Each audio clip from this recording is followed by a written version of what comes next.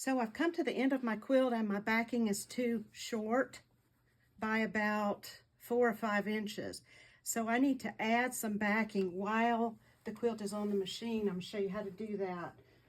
Put the quilt out of the way. Now I have a piece of the same backing and I'm going to slide it under here, right sides together with the backing that's already here. Now you could pin this, but I'm just going to clip it with my side clamps. I'm putting about a 12-inch piece on. So I got that clipped nice and tight, and then I'm going to go underneath and grab the whole piece and pull it all the way to the other end. Like this. And I want to pull it pretty tight because I want it snug up against the current backing.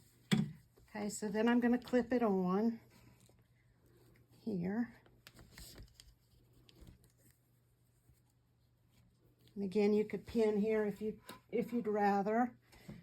And then I'm going to clip this piece back here.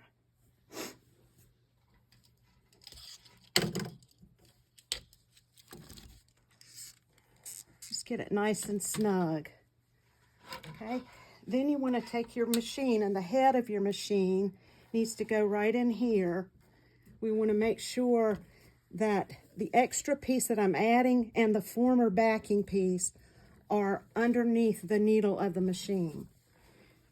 Now then I come about to the middle or so, and I'm going to reach under here and find that extra piece that I'm adding and just add a couple of pins just because I want to keep it straight.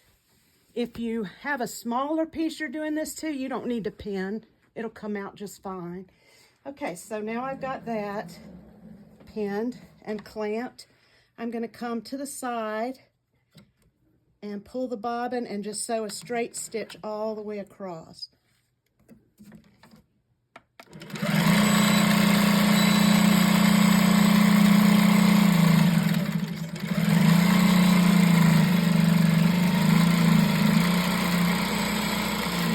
That my backing piece, the piece that I'm adding, is going in a different direction than the piece that was already on here, but I'm okay with that.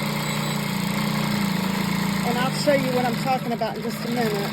Okay, so now I've ended, and we're just going to cut that thread, loosen your clamps. I'll do the clamps on the other end too.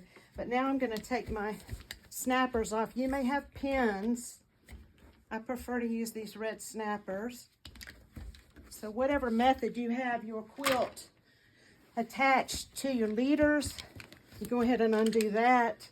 The clamps, any pins you put in.